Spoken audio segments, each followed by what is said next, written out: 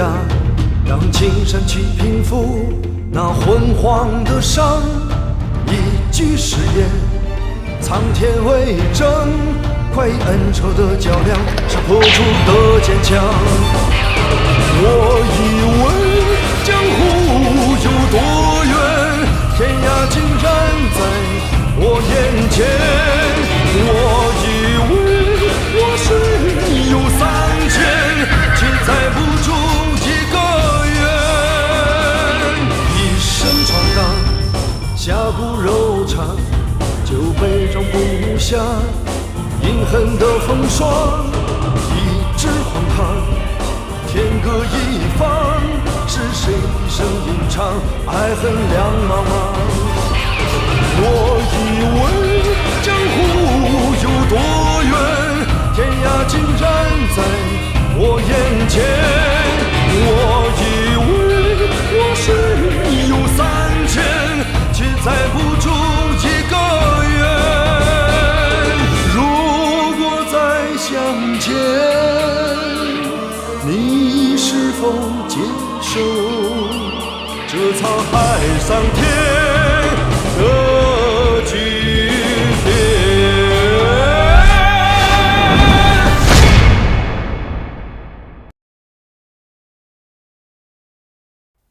荒谬之极，居然劝我放弃煮酒论剑。师傅，我从聚贤堂岳掌门那里已经打听到了，东厂确实打算插手这次的煮酒论剑大会。我是担心，这会对我们折剑山庄有所不利啊。为了担心这些，就放弃煮酒论剑大会，这个事情传出去，岂不成了江湖同道的笑柄吗？师傅，我听说朝廷这次派出的是东厂的指挥使厉飞鸾，这个人诡计多端，阴险狡诈呀。是他？师傅，我真的担心。不用担心，为师自有办法对付。你先回去吧。是，师傅。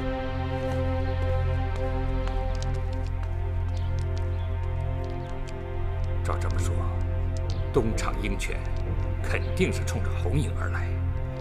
厉飞鸾此人心狠手辣，城府极深。他真要对付我折剑山庄，该会从何处下手呢？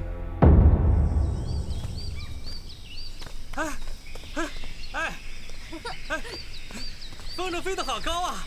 老师，如果我们把这风筝做大一点，我们2个就可以坐在上面到处去玩了。我也想飞到天上去，到处看看。还记得有一次，我拔光了鸡的毛，想做对假翅膀飞到天上去，结果还把爷爷给惹生气了。你想爷爷就应该回去看他呀。我也想看爷爷，可是我再也看不到他老人家了。为什么？因为爷爷被坏蛋害死了。怎么会这样呢？风筝线断了。啊，没关系，没关系，我想办法帮你捡回来。可是风筝被挂在枯树上，悬崖那么高，咱们怎么上去啊？我去悬崖顶上面看看啊。英雄哥哥，还是找马上飞吧。马上飞，马上飞，别躲着了，我有急事找你。马上飞，战姐姐，看到马上飞了吗？马上飞是谁啊？就是跟我在一块那个胖胖的那个人。是他呀？你找他有事吗？刚才我和英雄哥哥放风筝，结果风筝线断了，风筝挂在悬崖的枯树上。英雄哥哥想把它捡回来，我想找马上飞帮忙。你知道他在哪儿吗？腿长在他身上，他愿意去哪儿，我怎么会知道啊？那好吧，我自己找。那个小孩刚才说，大师兄一个人在悬崖顶上想捡风筝。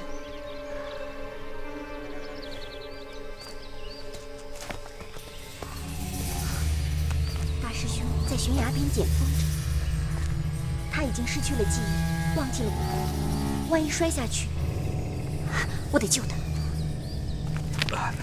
大师兄，小心呀！哎，战姑娘，英雄哥哥，危险！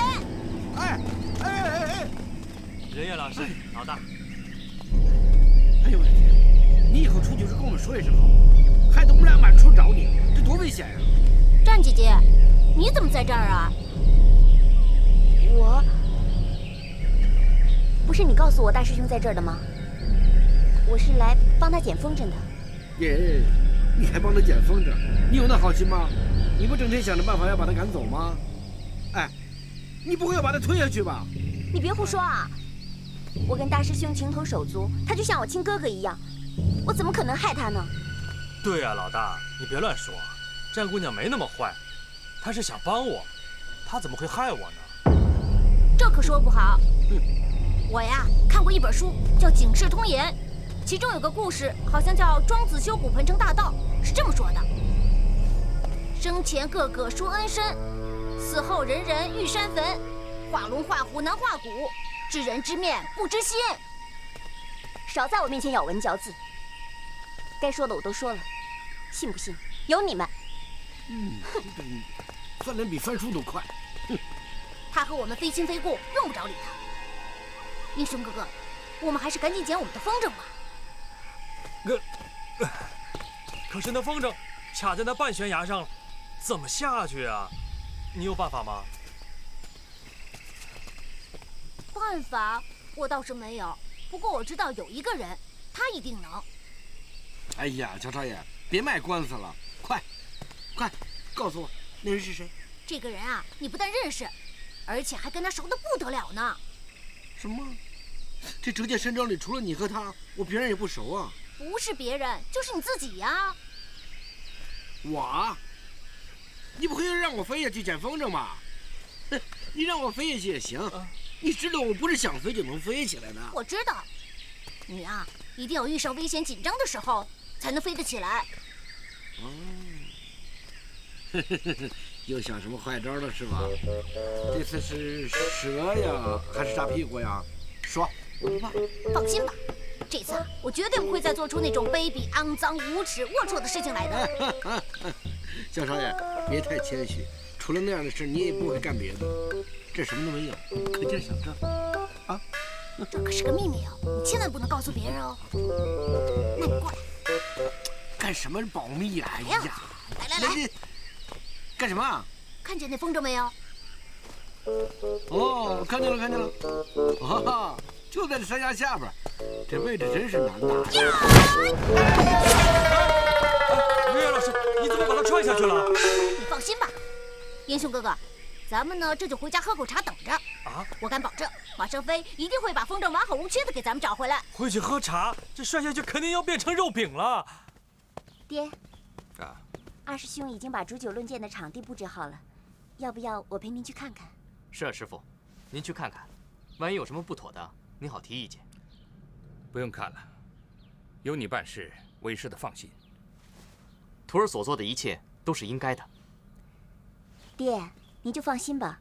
为了这5年一次的煮酒论剑，二师兄他每天都特别勤奋地练习剑术，而且为了布置场地，他都是亲力亲为，从头跟到尾。二师兄他绝对不会让您失望的。我现在最担心的，就是东厂的人会插手。如果他们真的插手，那煮酒论剑就会变成一场恶战。姚北，弟子在。你明天早上带你师弟们歇歇一战，到最后关头，老夫压后一。如果我没猜错，东厂控制的那些走狗，他们会轮番上阵，用车轮战术。到了最后关头，那些高手才会出手。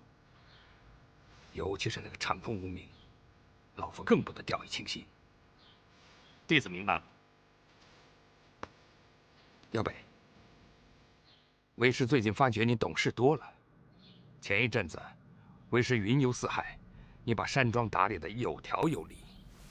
这次煮酒论剑，你又让为师省心不少。呵呵，看来有你掌管山庄是指日可待了。多谢师傅夸奖，徒儿所做的一切都是应该的。好，明日你我师徒还要联袂上阵应战，早点休息吧。师傅慢走。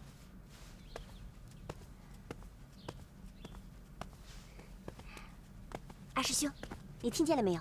我爹说他要把庄主的位子传给你了。灵儿，不许胡说。谁胡说了？你没听见刚才爹还夸你呢。可是，要坐上庄主这个位子，一定要大家都认同才可以。那就更不用担心了。论武功，论才学，哪位师兄弟能比得过你呀？而且这么多年了，师兄弟们对你佩服的都是服服帖帖的。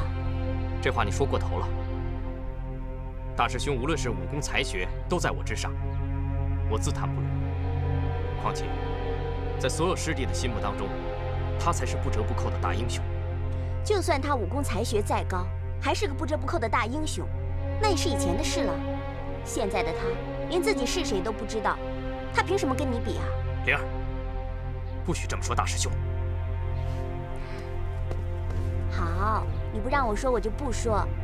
反正我刚才听爹说了，这庄主的位子一定是你的。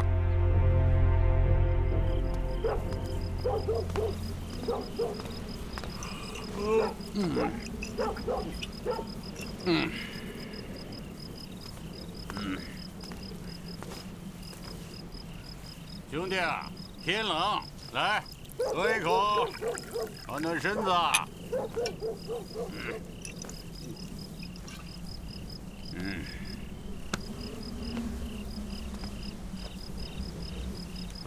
啊！长空无名，我家主子想见你。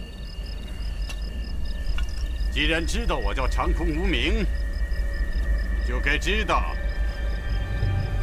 不是谁想见我就能见得着的。你太狂妄了！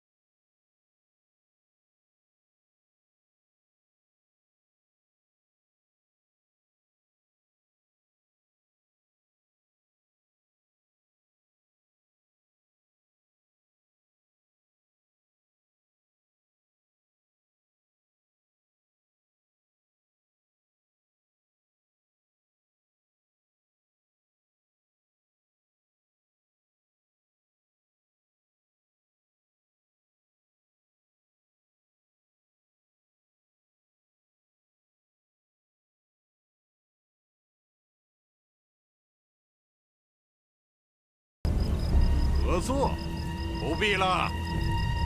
可是，在下可是奉了9000岁之命，大侠轻易就给推脱了，恐怕不太好吧？9000岁，权倾当朝的9000岁魏忠贤魏大人，你不会不知道吧？在下受9000岁之托，希望长空大侠明天能够在折剑山庄的煮酒论剑大会上，一举击败战天云。哼哼，公公真是煞费苦心呐。那就请你代劳向9000岁转达我的意思。长空无名，恕难从命。什么？你居然敢违抗9000岁的圣意？我的目的只有一个，除了这个人，其他的人，我绝不轻易出手。长空无名，把话说清楚，你说的这个人是谁？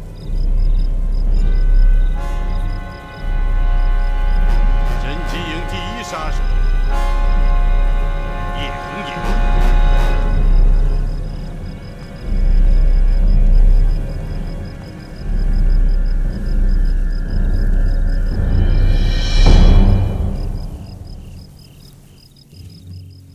大侠哥，那我就直言了，我吧，轻功盖世，但是武功不大了得。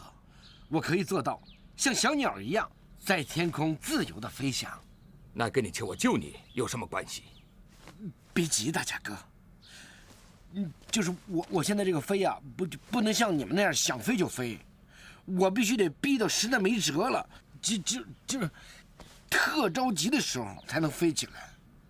每次我家小少爷逼我起飞的时候都下狠招，要不然就拿火钳子捅我屁股，要不然就放蛇咬我。这次更狠，直接把我踹到山下，我这才飞起来。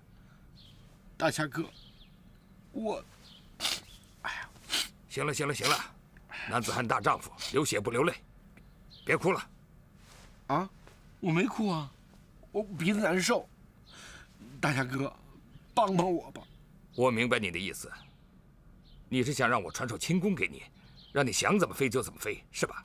天哪，大侠就是大侠，不但身手快，脑子反应也快，就是这个意思。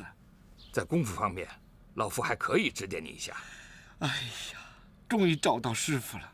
师傅在上，请受徒儿一拜。不可以啊，万万不可以叫我师傅。啊？不让我叫师傅啊？那就是不收呗。你不收我，一起被那个小畜生折磨死。那我还不如……大侠哥，借你剑一用。我不让你叫我师傅，不代表我不帮你。那也就是说，还有活着的希望。在武功学问方面，我可以帮你，但是有一件事你也要答应我。不是我答应，是您吩咐。好，明日你要紧紧盯着红影，不要让他在我们的比武大会上露脸。明日之后，我就一定帮你。哎，你转来转去的，到底去哪儿啊你？啊？老大，我已经跟你说了好几次了，我就是想来厨房煮碗粥，你为什么老盯着我呢？盯着你？你有眼盯着你？是你师傅非让我盯着你，看着你。为什么？为什么？我哪知道？啊，给，算了，让我吃吧。那好吧，那待会儿我把粥煮好了，端给师傅的时候，我再问他为什么让你盯着我。好。天才刚亮，你们来厨房干什么？战姑娘，你不是也来了吗？我是这样的，这几天我听山庄里的人说什么煮酒论剑的，虽然我不知道那是什么，但是我知道这个煮酒论剑好像对我们很重要。然后我又听说天一亮师傅就要去比武了，所以我想煮碗粥给他端过去，让他吃得饱饱的、香香的，打赢每一个人。什么？你要给我爹煮粥？是啊，师傅肯收留我，给他煮碗粥，难道不对吗？这么多年了，每天早上都是我给我爹煮粥，他只相信我，别人煮的粥他不会喝的。师傅说我跟他情同父子，难道连我也不信呢？就算他相信你，我也不会相信你的。谁知道你会不会在我爹的粥里面下什么东西啊？哎，你怎么说话呢？怎么跟我手下说话呢？你看看他的样子，像下毒的人吗？他像被毒过的。是啊，战姑娘，你就给我一个报恩的机会，让我给师傅煮碗粥吧。我不想在这边白吃白住，做一个没用的人，求你了。好吧，这次我就成全你。不过你要记住了，我爹喝的粥讲究可多了，要1碗米4碗水。4碗米1碗水。1碗米4碗水。1碗米4碗水。煮出来的粥不能太稠，也不能太稀，记清楚了吗？不能太稠，也不能太稀，不稠不稀，记清了。哎，4碗米还是4碗水啊？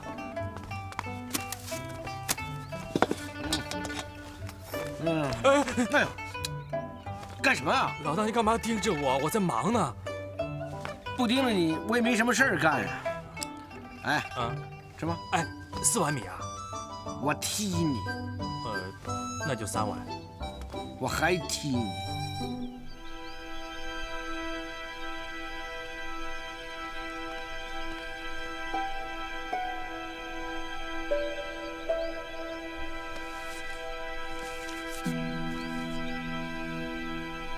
这是最后的机会了，我到底该不该下手？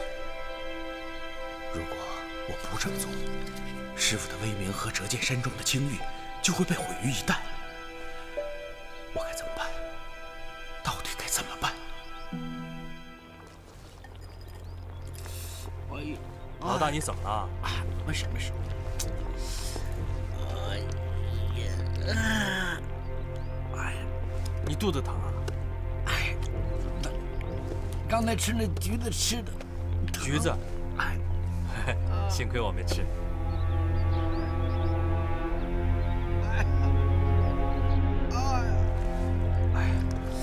哎呀，不行不行不行！哎呀，不行，快，先放着，给我焗的，给我焗。我煮粥呢，老大。哎，不行，来不及了，火勺呢？赶紧！哎呀，赶紧我还得煮粥呢。哎，错过了这一次，就再也没有机会了。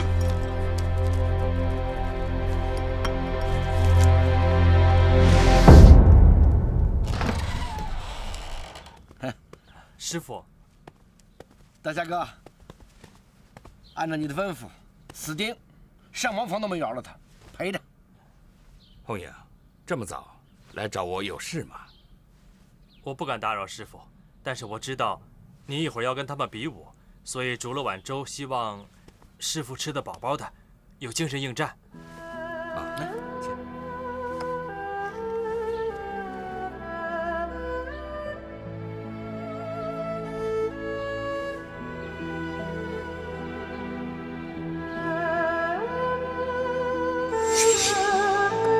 红影，师傅煮了一碗粥，来，趁热喝吧。我要师傅喂我。好，师傅喂你。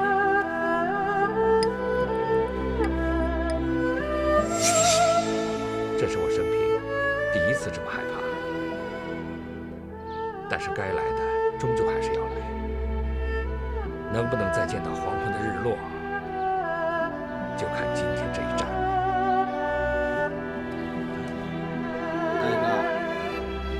大侠哥，怎么了？啊？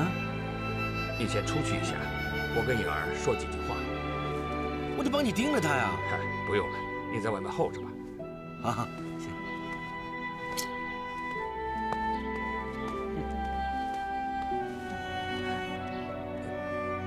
师傅，你怎么了？是不是我惹您生气了？哼，不，你没有惹我生气，只是这碗粥让我回想起很多很多的事情。这碗粥让师傅想起了什么呀？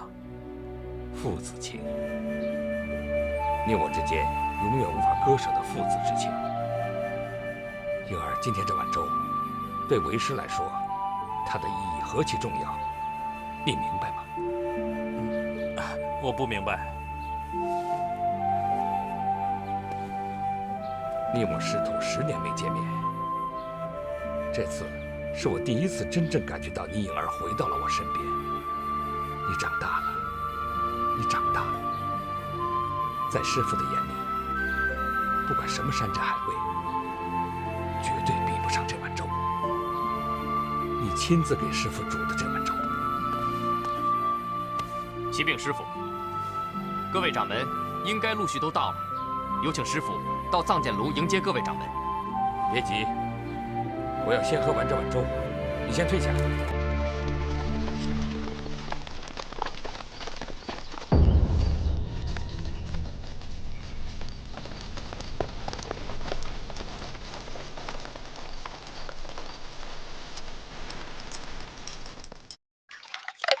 哎，你没事装什么勤快呀你？大祖跟你一块在这刷碗。我没让你陪我呀，老大。你有愿陪你啊？我这看着你，盯着你，你师傅交代的，累死我了。我一点都不觉得累，师傅他们忙着煮酒论剑，我能分担一点，觉得还挺开心的。你呀，傻以前是耍剑的，傻以后呢是犯贱。你别说啊，你在剑字辈里排名挺靠前的。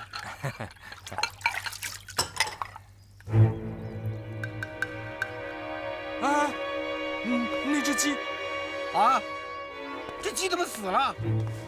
怎么会这样呢？是不是喝这粥死的？不可能，这粥我亲手煮的。粥里会不会有毒啊？不会吧？怎么不会？你煮的凭什么就没有毒啊？那，哎，你不会说除了这只鸡，还有别人喝过这粥吧？有。谁啊？师傅。兄哥，哎呦！门下子弟听着，是师傅。大家都知道，今日的煮酒论剑不知道为何被官府盯上了，所以今日之战很有可能是拼命之战。为师希望你们千万不要掉以轻心。是。那现在，大家都随我到藏剑炉去会客。弟子谨遵师傅教诲。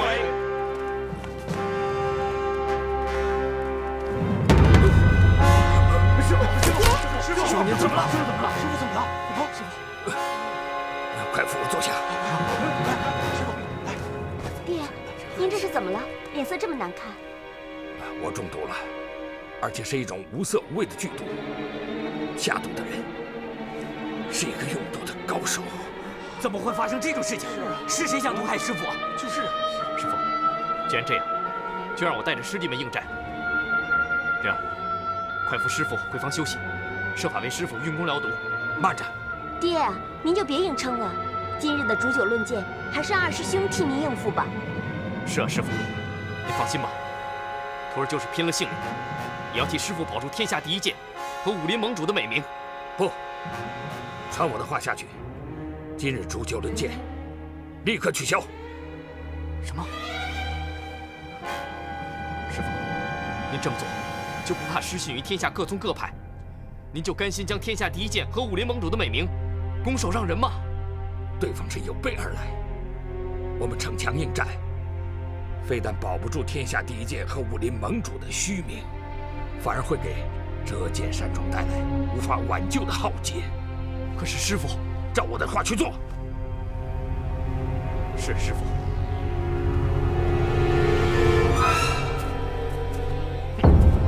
你师傅战天云虽然已经名满天下，贵为武林盟主，岂可言而无信，出尔反尔？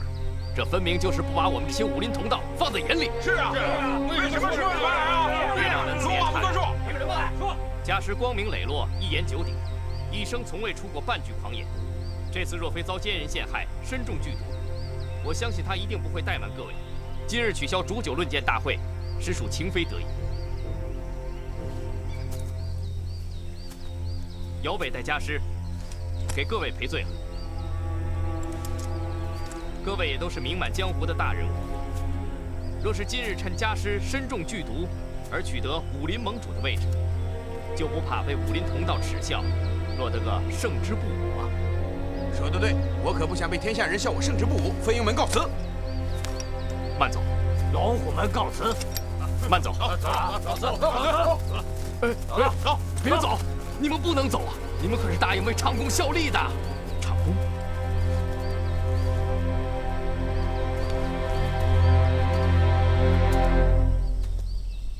这位少侠，口若悬河，辩才无碍，几句话就劝退了好几位掌门，真不愧为战天云的高徒啊！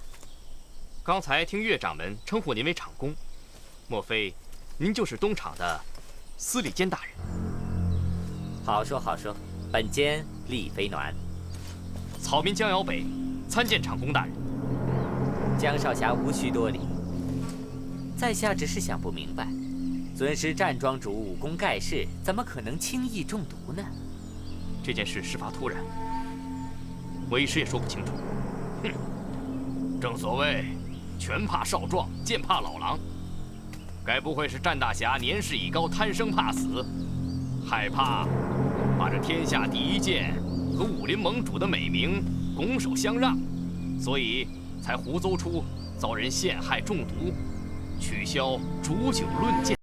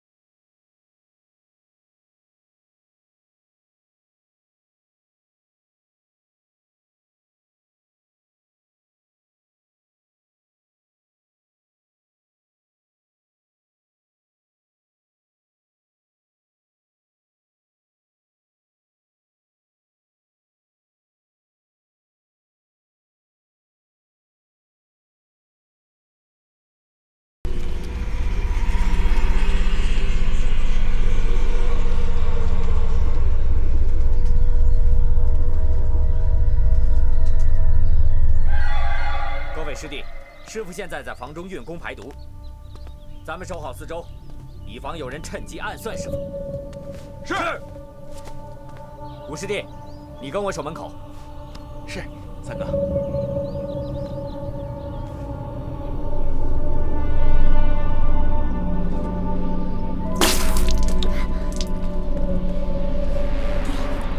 没事吧？是不是把毒血逼出来就没事了？虽然我运动把毒逼出来，但是余毒未清。只要我运功跟人家交手，就必死无疑。师傅，师傅，一群人已到藏剑炉，其中一个叫厉公公的，他说非要见您不可。云峦果然来了。三师兄，我爹体内余毒未清，赶紧替我爹把他们给回了。不，该来的要避都避不了，传话下去，老夫这就见客。厉公公，岳掌门，请。各位师弟不要惊慌，厉公公是师傅以前在朝中的旧友，这次是特来拜访的。说的没错，我是各位尊师的故交。厉公公太抬举了。哈哈，詹大人，久违了，别来无恙啊。师傅。托厉公公的福，如今战某只是区区一介江湖布衣，请公公对战某不要再用大人这个称呼了。不管是大人也好，大侠也罢，在鄙人心中，战大侠就是一个不折不扣的大英雄。厉公公言重了。啊，不，这是鄙人肺腑之言。大英雄一词，战大侠当之无愧。不过，所谓英雄，应该磊落无藏，绝不会做出那种鸡鸣狗盗、掩人耳目的鼠辈之举。比方说，窝藏朝廷钦犯。厉公公是不是话中有话？不敢。在下只是打个比方罢了。厉公公，您这个比方打得也太过分了吧？您知道的，我爹当年官拜锦衣卫指挥使，而且当年先皇太祖蒙难时，我爹救驾有功。我爹忠于朝廷，忠于皇上，他怎么可能窝藏朝廷钦犯？灵儿，不许对厉公公无礼。战天云，虽然当年救驾有功，但这不能代表他就不会干出见不得人的勾当。俗话说得好，上梁不正，下梁歪呀。战某扪心自问，光明磊落，为人坦荡，而且管教徒儿志虑甚严。战某认为，门下的徒儿绝对没有越轨之举。哦，是吗？那战庄主是否想知道，您的爱徒孟宽孟少侠，当日在我的聚贤堂内都做过什么事情？不，师傅，请您相信徒儿，徒儿绝不可能做出对不起师门的事儿。别听他胡说。胡说？哼！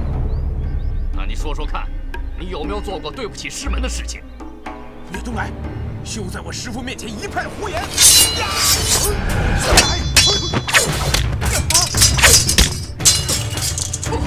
住手！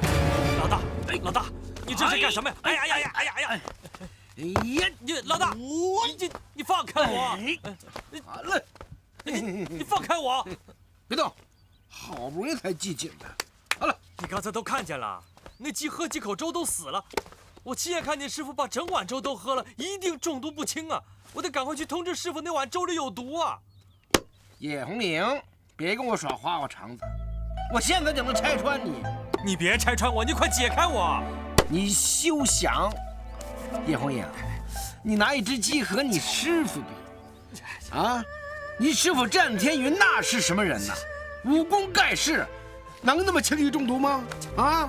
你就是觉得我盯你盯烦了，想把我支走，你出去玩去疯起野去，对不对？我真没有，我是担心师傅。你动动脑子行不行啊？动什么动？动什么脑子？我要真动起脑子来，你能跟得上吗？啊！我告诉你，你师傅让我盯着你，今天我不干别的，钉死。比我还傻。好啊，战庄主，您不是风骨凛然、侠名磊落的大侠吗？居然当众出手暗算！不许你侮辱我爹！难道我说的不对吗？你简直欺人太甚！灵儿，岳掌门不要误会，刚才战某贸然出手，这是希望不要伤了彼此的和气，望岳掌门谅解。哼，你倒是说的好听。众目睽睽之下，你出手暗算，击落我手中宝剑，这口气，你让我怎么能够咽得下？只要岳掌门能消了这口气，无论要战某怎么样赔罪，战某都悉听尊便。这话可是你说的，一诺千金。好，你我都是江湖人，江湖人就以江湖的办法解决问题。如果你真是有心与我赔罪，就与我签下生死状。什么？不过，如果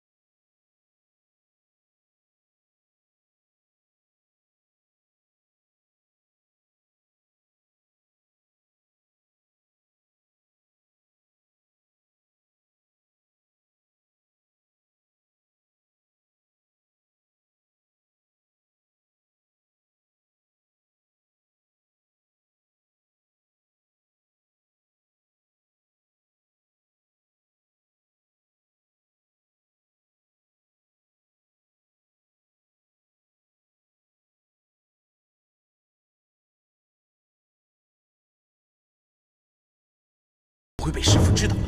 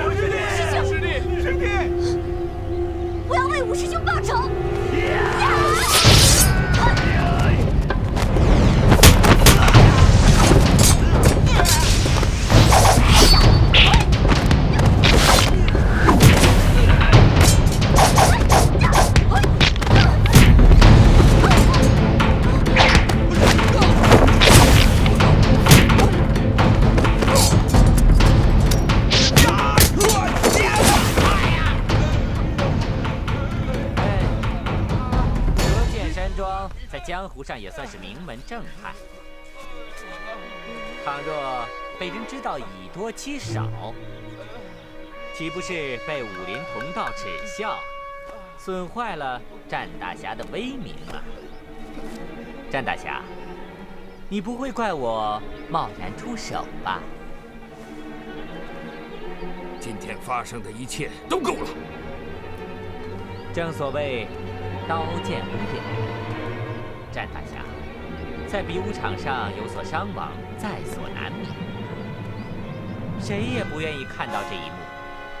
战大侠，节哀。令人不说暗话。今日你带人上我折剑山庄，亲门踏户，杀我徒儿，究竟所谓何事？天云兄，难道是你怀疑鄙人用阴谋诡计对付你折剑山庄？那你就是错怪我厉谋了。厉公公，你我心知肚明，难道真是我错怪你了吗？翟天云，你的徒弟是我杀的，要想为你的徒弟报仇，好啊，我就给你这个机会。我正想领教你这名满江湖的天下第一剑。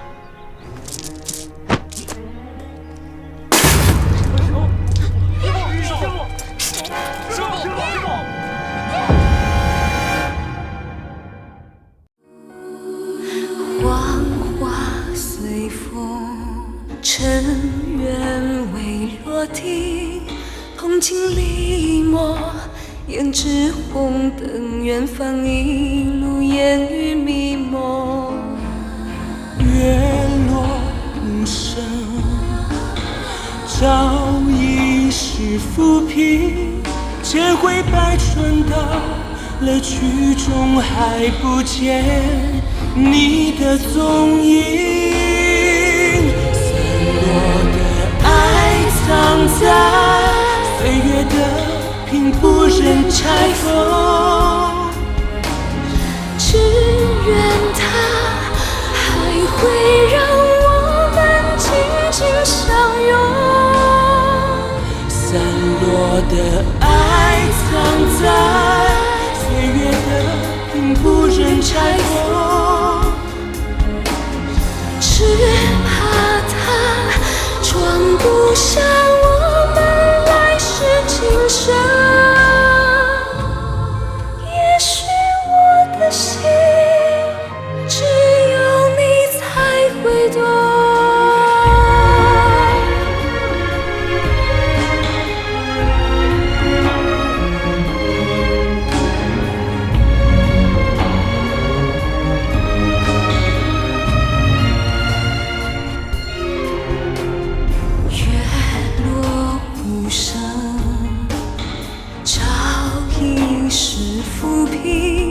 千回百转到了曲终，还不见你的踪影。散落的爱藏在岁月的屏，不忍拆封。只愿它还会让我们紧紧相拥。落的爱藏在岁月的屏，不忍拆封。只怕它装不下我们来世今生。